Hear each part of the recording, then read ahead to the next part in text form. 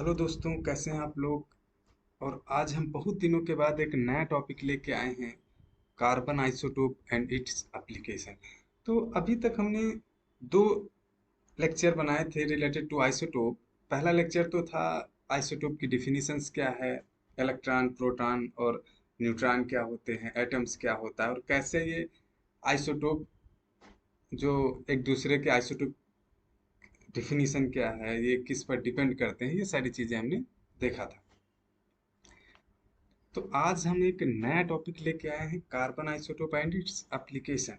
तो पिछले अभी हमने ऑक्सीजन आइसोटोप के बारे में सीखा था, सेम ये कार्बन आइसोटोप ये भी पेलियो क्लाइमेट स्टडी में यूज होता है। तो कार्बन आइसोटोप की क्या लिमिटेशंस हैं, ये ऑक्सीजन आइसोटोप की तरह सेम वर्क करता है या कुछ इसकी अलग लिमिटेशंस हैं, क्या इतना वो यूज होता है कि नहीं यूज होता है, और जहाँ पे जिस चीज़ के लिए हम ऑक्सीजन आइसोटोप यूज करते हैं क्या उसी के लिए कार्बन आइसोटोप के यूज करते हैं, क्या डिफरेंट थिंग्स है, तो हमें क्यों कार्बन आइसोटोप की स्टडी की ज़रूरत पड़ रही है। तो ये सारी चीज़ें हम इस लेक्चर में देखेंगे। तो सबसे पहले हम देखेंगे बेसिक्स क्या है कार्बन आइसोटोप।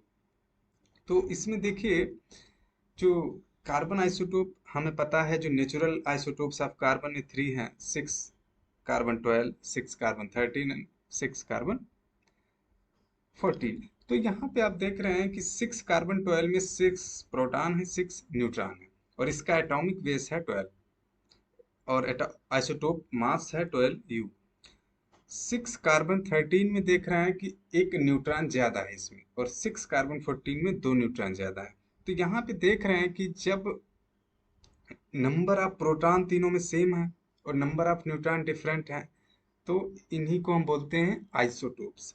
अब इसमें दो चीज होते हैं, स्टेबल एंड अनस्टेबल आइसोटोप। तो स्टेबल आइसोटोप क्या है, टाइम के साथ वो कांस्टेंट रहते हैं, डिके नहीं करते हैं, डिसइंटीग्रेट नहीं होते हैं। बट अनस्टेबल आइसोटोप वो रेडियो एक्टिव होते हैं, बिकॉज इसमें नंबर ऑफ न्यूट्रॉन इतना ज़्यादा हो जाते हैं, वो हैवी हो जाते हैं, इसका जो आइसोटोपिक मास या एटॉमिक वेट ज़्यादा हो जाता है। इस वजह से ये क्या होता है कि अपने आप को स्टेबल बनाने के लिए ये अपने मास को डिसइंटीग्रेट करते रहते हैं कि किसी तरह से हल्के हो जाए, स्टेबल हो जाए। तो इसमें इसीलिए रेडियो एक्टिव का फिनोमिना होता रहता है। तो इसकी एक अलग इम्पोर्टेंस है, ये हम रेडियो कार्बन डेटिंग्स और इससे हम किसी पास्ट चीज़ों की एज पता करते हैं, तो इसके लिए हम एक अलग वीडियो बनाएंगे। अभी हम स्टेबल आइसोटोप के बारे में पढ़ रहे हैं।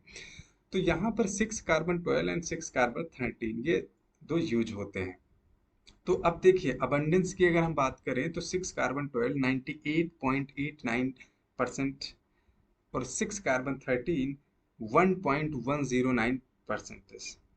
तो यहाँ पे आप देख रहे हैं कि जो हाइवियर आइसोटोप है 6 कार्बन 13 C13, इसकी अबंडेंस बहुत कम है। 6 कार्बन 12 यानी C12, इसकी अबंडेंस बहुत ज़्यादा है।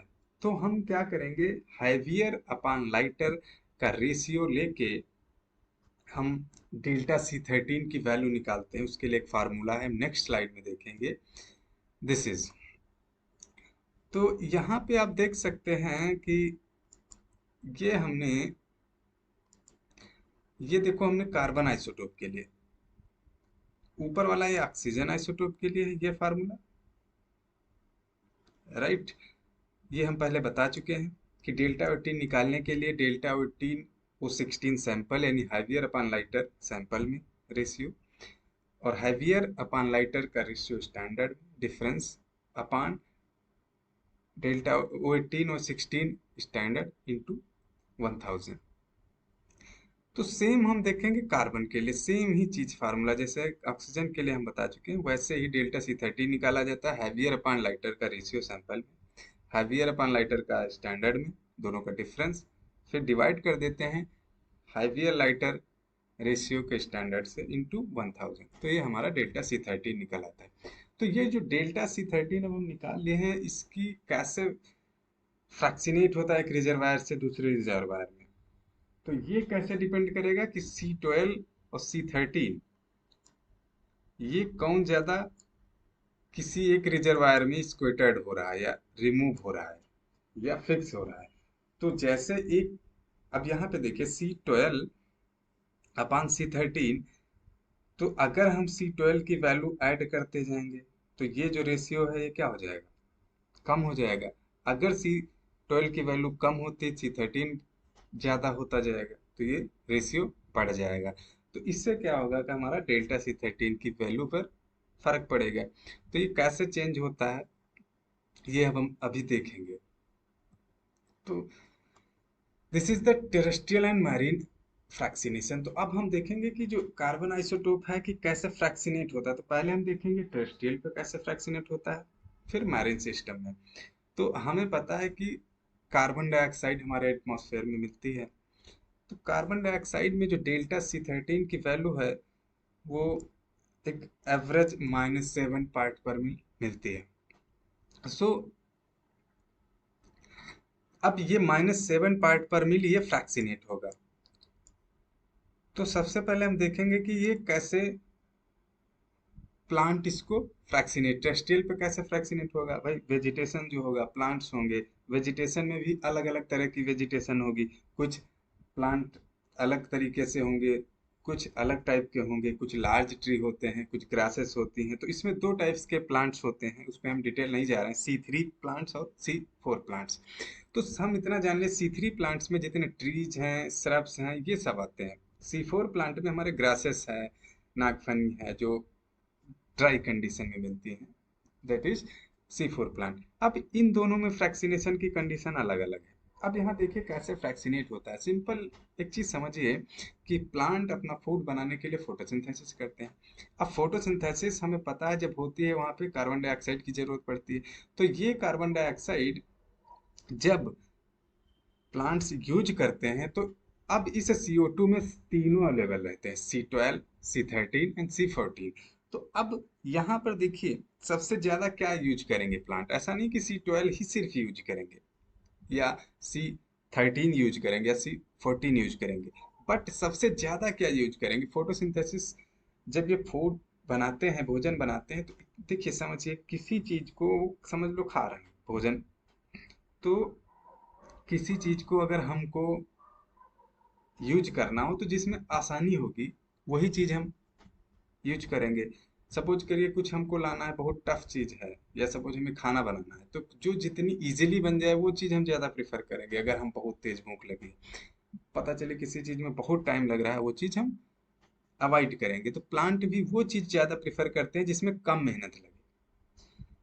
तो इसलिए प्लांट ज्यादातर C12, इसमें CO2 में C13, C12 और C14 तीनों लेवल है। तो प्लांट फोटोसिंथेसिस में सिर्फ C12 ज्यादा यूज करते हैं, ये प्रिफर करेंगे सिर्फ C12 को ज्यादा। बट थोड़ी बहुत C13, C14 भी आएगी, क्योंकि इतना कोई फिल्टर थोड़ी कर पाएंगे। तो C12 ज्यादा यूज होने की वजह से जो प्लांट्स में डेल्टा C13 की वैल्यू आएगी, जो ट्रीज ये हैं C3 प्लांट्स, उसमें एवरेज वैल्यू -25 पार्ट पर मिल होती है। तो इसमें हम देखते हैं कि -7 से -18 पार्ट पर मिल का फ्रैक्सीनेशन करते हैं C3 प्लांट, इसलिए इनमें -25 पार्ट पर मिल वैल्यू होती है। अब C4 प्लांट में क्या -6 पार्ट पर मिल का फ्रैक्सीनेशन हो पाता है, तो इसलिए इसमें डेल्टा C13 की वैल्यू -13 पार्ट पर मिल होती है। अब ये इतना क्यों अलग अलग फ्रैक्सीनेशन हो रहा है, इसमें -18 इसमें 6, ये प्लांट की कैरेक्टरिस्टिक है। इसके लिए आप थोड़ा बोटानिकल व्यू में आप प्लांट की जो कैरेक्टरिस्टिक देखेंगे, कैसे क्या होता है, स्टोमेटल इंडेक्स और ये सब चीजें, तब ये चीज समझ पाएंगे कि C3 प्लांट्स क्यों फ्रैक्सीनेशन अलग होता है, इसमें क्या अलग चीज मिलती है। तो इसका अगर आप लोगों को जरूरत है तो कमेंट में बताइएगा, इस पर हम एक अलग से वीडियो बनाएंगे। तो ये हम बेसिक समझ गए कि कैसे CO2 से हमारा जो टेरेस्ट्रियल बायोस्फीयर है उसमें कैसे चेंज हो रहा है, कैसे फ्रैक्सीनेशन हो रहा है, उसमें कितनी वैल्यू होती है डेल्टा C13 की। तो एक चीज हम यहाँ से देख सकते हैं कि अगर सपोज करिए किसी टाइम पे टेरेस्ट्रियल बायोस्फीयर बढ़ गया, मीन्स वेजिटेशन ज्यादा हो गई, प्लांट्स ज्यादा हैं, तो उस टाइम क्या होगा कि ज्यादा फोटोसिंथेसिस होगी। जब ज्यादा फोटोसिंथेसिस होगी तो C12 को यूज करेंगे, एटमॉस्फेयर CO2 से C12 रिमूव करेंगे, स्क्वेटेड करेंगे अपने में। तो जो एटमॉस्फेरिक CO2 क्या होगी, वो C13 रिच हो जाएगी, क्योंकि C12 फोटोसिंथेसिस में यूज हो जा रहा है। तो ये जो -7 की वैल्यू हो, ये क्या कहेगी, it try to reach toward less negative, मतलब -7 से -6 -5 इस तरफ की ओर मूव करेगी, क्योंकि C12 स्क्वेटर्ड होता जा रहा है फोटोसिंथेसिस में। तो अगर सपोज करें किसी टाइम पे delta C13 sorry terrestrial biosphere घट गया, फोटोसिंथेसिस वीक हो गई, तो ये -7 से बढ़ भी सकती है। ये तो एक एवरेज जनरल कंडीशन की वैल्यू दी है। तो अगर हम एटमॉस्फेरिक CO2 की जो वैल्यू है वो घट रही है, तो टेरेस्ट्रियल बायोस्फीयर कम हो रहा है। अगर बढ़ रही है तो टेरेस्ट्रियल बायोस्फीयर बढ़ रहा है, राइट। अब यहाँ जो -7 मीन्स कि अगर ये -5 हो दैट इज बढ़ रहा है, -8 हुआ दैट इज घट रहा है, क्योंकि माइनस साइन है तो जितना लेस नंबर होगी उतना पॉजिटिव तरफ जाएगा। अब हम देखेंगे कि कैसे ओशियन में कैसे इसका फ्रैक्सीनेशन होता है, क्या चीजें हैं ओशियन में फ्रैक्सीनेशन होने के लिए, क्या चीजें इंपॉर्टेंस है। तो देखो ओशियन में क्या होता है कि डायरेक्ट CO2 वाटर से मिक्स होती है, जो फोटिक जोन है वहां पे सनलाइट जाती है और वहां पे CO2 इंटर कर पाती है, बट एक पर्टिकुलर डेप्थ तक ही ओशियन में CO2 मिक्स हो पाती है। तो अब कहीं पे ओशियन में जब फाइटोप्लैंक्टन ज्यादा ग्रो कर रहे होंगे तो वो क्या करेंगे, फोटोसिंथेसिस ज्यादा होगी वहां पे। जब फोटोसिंथेसिस वहां पे ज्यादा होगी तो वो क्या करेंगे, जो ओशियन में CO2 मिक्स हो रही है उस CO2 की जिस C12 है वो ज्यादा यूज कर लेंगे फोटोसिंथेसिस में। तो जो सी वाटर है वो C13 रिच हो जाएगा।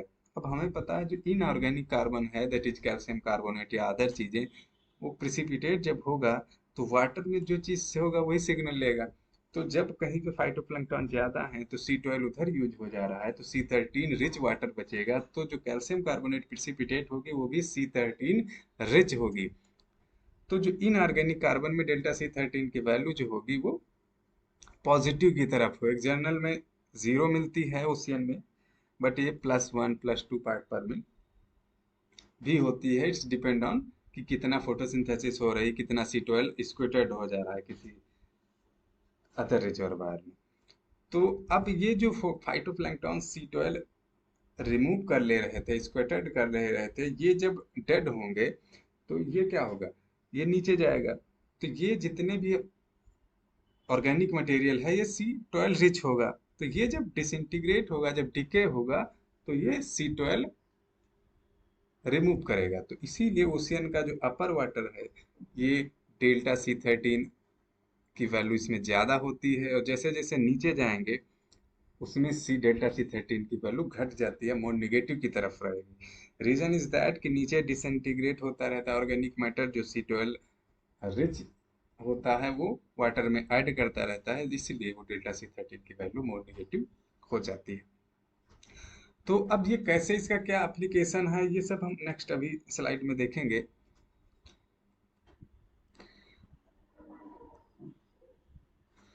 अब यहाँ हम देखेंगे कि कैसे फ्रैक्शनेट होता है कार्बन आइसोटोप। ये एक पूरा एक ही फिगर में सारी चीजें हम कोशिश करेंगे देखने के लिए, ये समझ लीजिए तो सारी चीजें एकदम क्लियर हो जाएंगी। कार्बन आइसोटोप कैसे फ्रैक्शनेट होता है टेरेस्ट्रियल में और ओशियन में। देखिए एटमॉस्फेयर में कैसे चेंज होता है और यहाँ पे कैसे चेंज होता है। तो ये पर्टिकुलर ओशियन का दिया गया है। देखिए एम्बियंट सी वाटर, जो सरफेस का सी वाटर है, अब इसमें देखिए कैसे चेंज हो रहा है। यहाँ पे देखिए local change in delta C13 DIC और global change in delta C13 DIC। तो लोकल चेंज में क्या होगा, photosynthesis causes local delta C13 DIC to increase. हमने भी बताया था कि फोटोसिंथेसिस जब होगी तो ओशियन में जो डिजॉल्व इन ऑर्गेनिक कार्बन है उसमें डेल्टा C13 की वैल्यू बढ़ जाएगी, क्योंकि फोटोसिंथेसिस C12 रिमूव कर दे रहा है। अगर कहीं रेस्पिरेशन हो रहा है तो उसके case delta C13 of DIC ये डिक्रीज करे, क्योंकि रेस्पिरेशन जब होता है तो जो लाइटर आइसोटोप हैं उनको रिलीज करता है। तो रेस्पिरेशन में low delta C13 value release होती, तो इसलिए डेल्टा C13 जो यानी जो वाटर है उसमें C12 रिच हो जाएगा। तो जब C12 रिच हो जाएगा तो डेल्टा C13 की वैल्यू जो DIC है डिजॉल्व इन ऑर्गेनिक उसमें घट जाएगी। तो हम सीधे कह सकते हैं फोटोसिंथेसिस से बढ़ जाएगी, रेस्पिरेशन जस्ट अपोजिट है। अब देखिए जो और चेंज होते हैं ओशियन में डेल्टा सी 13 वैल्यू कैसे और क्या रीजन हो सकते हैं, तो अपवेलिंग और एडवेक्शन। इसमें कैसे देखो क्या होता है कि लोकल चेंज पे हमें पता है कि नीचे dissolve in organic carbon, sorry organic carbon disintegrate होता है, जो फाइटोप्लैंक्टन है डेड होंगे नीचे जाएंगे, तो ये नीचे जाके डिसइंटीग्रेट करेंगे, तो जो लो डेल्टा सी 13 वैल्यू उसमें एडअप करते जाएंगे, तो नीचे का वाटर हमें पता है कि सी 12 रिच होता है, यानी डेल्टा सी 13 नेगेटिव होता है, यानी उसमें डेल्टा सॉरी सी 13 की वैल्यू कम होती है, सी 12 की वैल्यू ज़्यादा होती है, it mean delta C 13 value more negative होगी।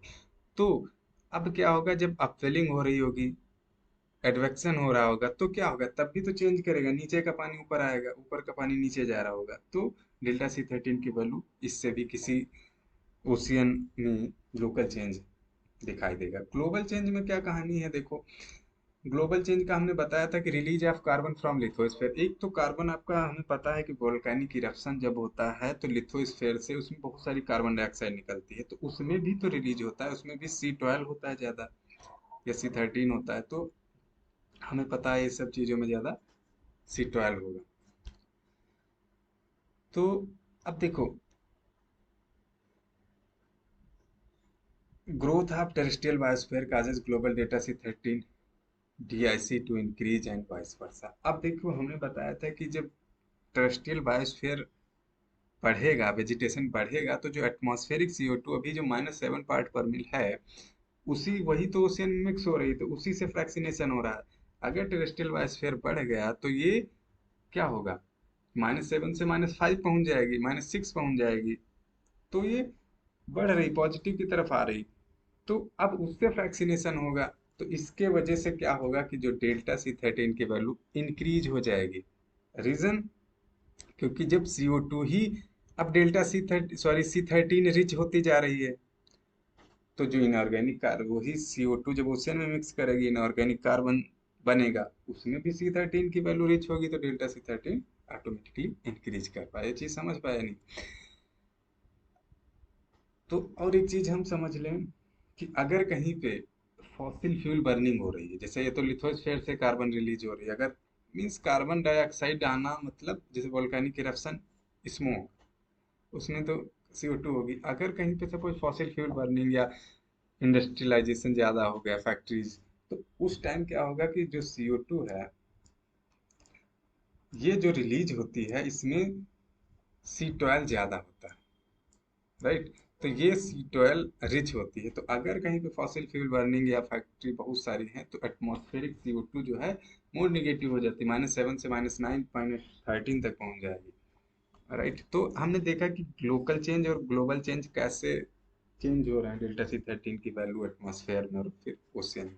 तो हमने देखा कि जो dissolve in organic carbon in the ocean, ये कैसे चेंज हो रहा है, क्या क्या है, डेल्टा सी 13 DIC, ये एफ लोकल चेंज, यानी डेल्टा सी 13 एफ DICF किसका फंक्शन है, लोकल चेंज, फिर ग्लोबल कार्बन साइकिल। तो इतनी चीज हम समझ गए। अब इंटरनल पूल की हम बात करें, जो बॉटम वाटर है ओशियन का, उसमें कैसे चेंज होता है, क्या वहाँ पे कहानी होती है, तो यहाँ पे देखिए इंटरनल में क्या वही चीज है, respiration of foram in adds low delta C 13 CO2 to internal. तो हमने बताया कि रेस्पायरेशन में low delta C 13 value use होती है, हमने ऊपर भी बताया था। फोटोसिंथेसिस में removes low delta C 13 value, यानी फोटोसिंथेसिस इंक्रीज करेगा। तो यहाँ पे देखिए इंटरनल पूल ये किसका किसका फंक्शन है, जो इंटरनल है HCO3, डेल्टा सी 13 अब DIC का ये फंक्शन है, फोटोसिंथेसिस का है, रेस्पायरेशन का है, और कैल्शियम कार्बोनेट प्रिसिपिटेशन रेट है। देखो कैल्शियम कार्बोनेट में कितनी डेल्टा सी 13 की वैल्यू है, इस पर प्रिसिपिटेशन रेट पर भी डिपेंड करेगा। देखिए delta C sorry CaCO3 and calcium carbonate precipitation rate influence the kinetic fractionation of DIC species. अब किसी भी कोई भी स्पीसीज बन रही, कैल्शियम कार्बोनेट प्रिसिपिटेट हो रहा है, तो उसकी प्रिसिपिटेशन रेट पर भी डिपेंड करेगा वो कितना फ्रैक्शनेट कर पा रहा है।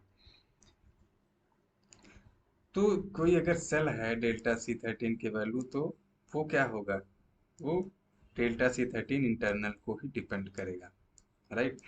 कहने का मतलब ये है कि ये हम जो ऊपर देख रहे थे, ये कैसे एटमॉस्फेयर से ओशियन में मिक्स हो रही CO2, ठीक है, तो उसका हमने देखा था। फिर हमने देखा जो इंटरनल पूल है, दैट इज फोरामिनिफेरा, वहां पे कैसे चेंज हो रहा है। तो अब हमें पता है ना कि ये इंटरनल डिपेंड कर रहा है ये ऊपर वाले पे, और ये इंटरनल किस पे डिपेंड करेगा, सेल, फोरामिनिफेरा सेल। तो एक चीज एक दूसरे से सारे डिपेंडेंट हैं। तो आई होप ये फिगर समझ में आ गया होगा। अगर नहीं समझ में आया कमेंट में बताइएगा, हम अच्छे से फिर से समझाएंगे। कार्बन आइसोटोप इन बेंथिक फोरामिनिफेरा, तो देखिए हमने अभी बताया था कि जो बेंथिक फोरामिनिफेरा है, तो रेस्पायरेशन और decay of organic matter tend to release C12, हमने पहले भी बताया था, into the bottom water. As water mass move along the sea floor, they pick up the C12 signature which gets incorporated into benthic foraminifera cell। अब कोई भी अगर water mass move कर रहा है सी फ्लोर, तो C12 सिग्नेचर उसमें रहेंगे, और जो कि बेंथिक फोरामिनिफेरा में वो इनकॉर्पोरेट होंगे। दस the benthic foraminifera delta C13 value can tell us about the age of bottom water. Older water that have picked up more C12, more negative delta C13, बोले हमने बताया था कि जो ओल्डर वाटर नीचे का वाटर मोल डेल्टा C13 नेगेटिव वैल्यू रहेगा, क्योंकि ऑर्गेनिक मैटर डिसइंटीग्रेट करके C12 रिच कर देता है वाटर को। अगर एंगर वाटर है तो मोर पॉजिटिव होगा delta C13 value. Benthic foraminifera carbon value also tell something about sea level through the time. एक चीज और हम पता कर सकते हैं बेंथिक फोरम का डेल्टा C13 वैल्यू से, कि ये कैसे सी लेवल चेंज हो रहा है उसके बारे में भी बताता है। क्यों, देखिए देखिए अब यहाँ पर एक चीज समझिए कि जब सी लेवल चेंज होगा तो वेदरिंग पर इफेक्ट पड़ेगा। इट मीन्स कि अगर सी लेवल हाई है, राइट, अब देखिए सी लेवल जब हाई है वेदरिंग कम होगी, क्योंकि स्लोप कम हो जाएगा, जो रिवर आ रही हैं वो स्लोप कम हो जाएगा। अगर सी लेवल लो है तो वो स्लोप ज्यादा हो जाएगा, अंडरडाउन कटिंग स्टार्ट हो जाएगी, हेडवर्ड इरोजन स्टार्ट हो जाएगा रिवर का, तो वेदरिंग ज्यादा हो जाएगी। अब हमें पता है कि जो वेदरिंग है वो CO2 यूज करती है, वेदरिंग में CO2 बहुत ही कंज्यूम होती जाती है। तो अब सिंपल दिमाग लगाए, अगर कहीं पे वेदरिंग ज्यादा हो रही, CO2 कंज्यूम होती जा रही है, तो अब उस कंडीशन में क्या होगा, CO2 तो उधर चली गई, तो C13 की वैल्यू बढ़ जाएगी। तो इट मीन्स कि अगर वेदरिंग ज्यादा हो रही है, सी लेवल लो है, delta C13 value benthic forum में बढ़ जाएगी। सिमिलर रिवर्स कंडीशन, अगर वेदरिंग लेस है, सी लेवल हाई है, तो डेल्टा C13 की वैल्यू घट जाएगी। ये इसमें लिखा गया है। When sea level is high, this generally lead to less weathering, less transport of soil, which remember are enriched in C12 into the ocean and thus is recorded as more positive signal, right।